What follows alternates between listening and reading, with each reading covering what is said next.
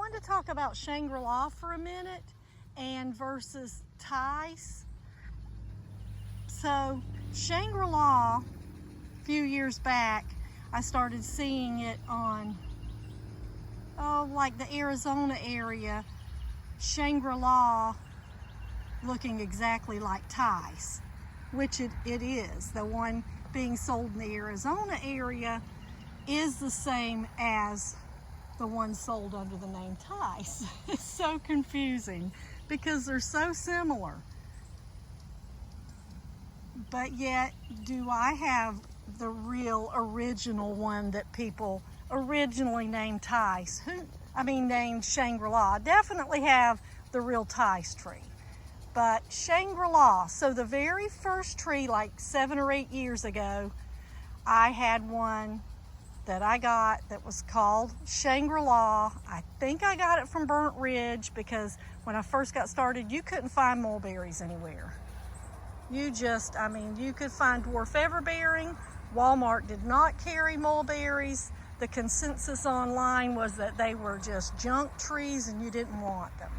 And so I was on the hunt for mulberry trees because I grew up loving mulberries. I could not understand anybody calling them a junk tree or just a weed tree. No, I still say no way. If they covered the woods in every area, to me that would be awesome. But anyway, let's get back to Shangri. So I got the Shangri tree, and the first year I didn't like it. The second year, I didn't think it tasted good. And then the next year, it was delicious. And from then on, it was delicious, but always on the struggle bus. It just really didn't seem like it belonged here.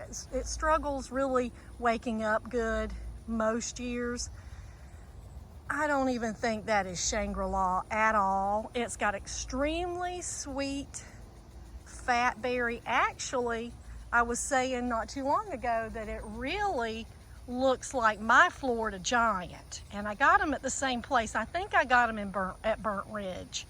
I think I ordered them.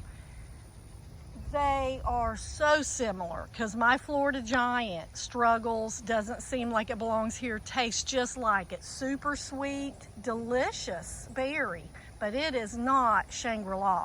So my original Shangri that I got years ago, I dug it up because that's just how bad it wasn't doing good. So that was not Shangri, but it sold as Shangri to lots of people. And then there's one that's sold as Shangri that is definitely Tice. So then I got on the hunt, okay, is Shangri and Tice really the exact same tree? And, people just found it and named it different names because they didn't know. And then I got a tree from Echo and a tree from another nursery that they said absolutely that was the original, definitely the original Shangri. And this is it. And I don't think they're the same. They taste almost identical, but I don't think they grow the same.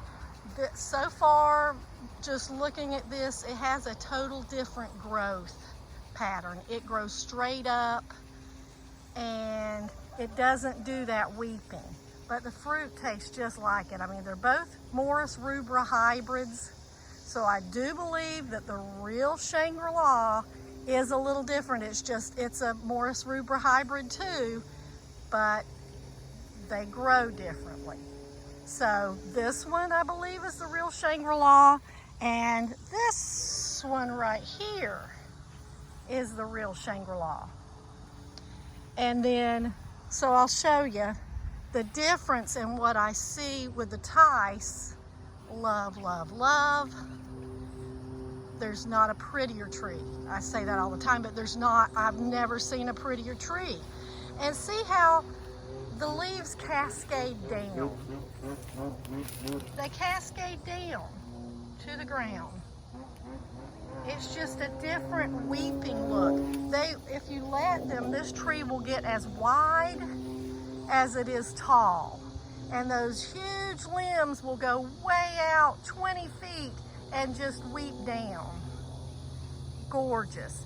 Huge dinner plate size leaves. So I believe it is different than Shangri-La. And I think my Florida Giant may be the same as my original Shangri-La that I got. It's not really Shangri-La. Let's get so confused, okay? It's hilarious. There's so much confusion with mulberries, but it's so much fun. I mean, if you got a Shangri-La and you thought you bought Tice, I mean, you're really not. They're delicious. They're both delicious. And then, you know, now people are saying, well, my Florida Giant, I think it's the same as Tice. It may totally be the same as Tice because your Florida Giant may not be the same as my Florida Giant. And there's one that's called Giant, and I don't have it, and I think it's Tice. So it's just a whole bunch of confusion, but it's fun.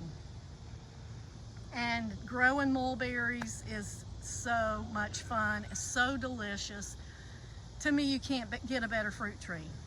I mean, if you get, so Jan's Best, World's Best, Thai Dwarf, Chiang Mai 60, Maui, those are everbearings, Lakeland Tropical. So if you lost your whole crop and you cut it back, you're gonna get fruit again. I don't know of another tree that does that. And I mean loaded. You can cut it back and it'll load up again. Whereas the Shangri-La, the Morris Rubra hybrids, I've never gotten them to fruit again. I can't think of one that has ever fruited again, no matter how much I cut it. The two other ones that do are Pakistani and Australian green, which is the white Pakistani mulberry. Those will fruit again, heavily, twice. So, let me think. So I can't think of another tree that I have. Valdosta will put on a few, if you cut it back, will fruit a little bit again. But just mulberries, you can't get better. Love them. Find you some locally.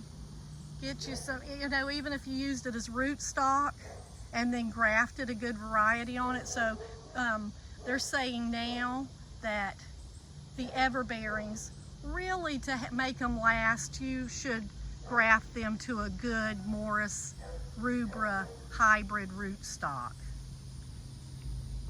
So these old trees are nematode resistant. So I have not watered this one time, and we are in such a huge drought.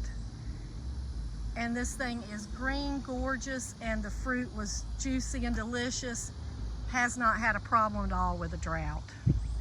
I think that's more when they're established too, though. Even, you know, any young tree, when they first start out, even a mulberry wants some water when there's a drought. So definitely water your trees, and don't do like me. Don't just buy the fertilizer, do use it. That's what I'm doing this year, is I am using my fertilizer, and my son is making me this awesome sprayer that I can just quickly foliar feed my trees just like crazy, all the way up 20 feet. He's making me this incredible sprayer, so super excited. That'll be game changing for my trees. All right, have a great day. Plant lots of fruit trees. Central Florida, Zone 9B, and we get about 100 chill hours.